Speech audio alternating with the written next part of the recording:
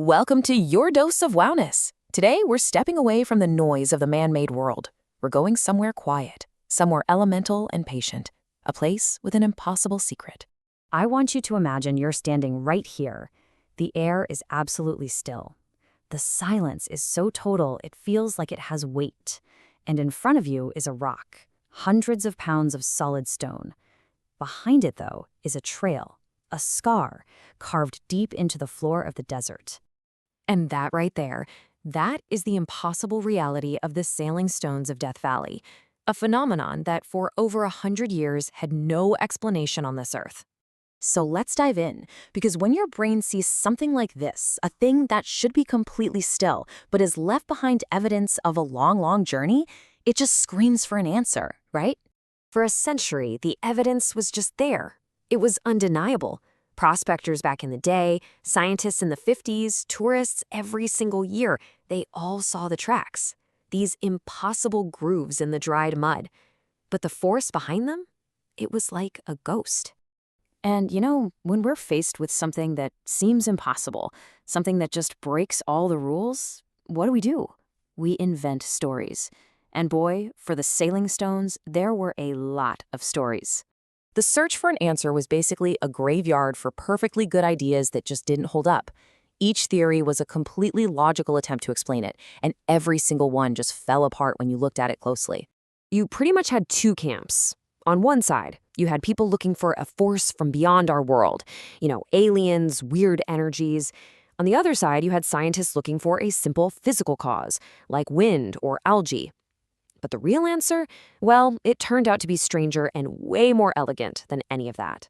And then, winter of 2014, the ghost finally decided to show its face. After 100 years of guessing, the answer was actually caught on camera. And it wasn't some kind of brute force at all. It was something far more delicate. So, what was it? The technical term is ice shove. But here's what that really means. The stones aren't just blown by the wind. No, they are sailed. Now, this part is absolutely crucial. It's not one single event. It's a fragile, perfect little sequence. It's a conspiracy of conditions that has to happen in this exact order. First, you need just enough rain. Then it has to freeze, but just into a thin sheet. Then the sun has to thaw it, breaking it into huge panes. A light breeze kicks up, and only then do these massive ice sheets with the rocks frozen into them begin to glide. Any step out of order, and the magic just doesn't happen.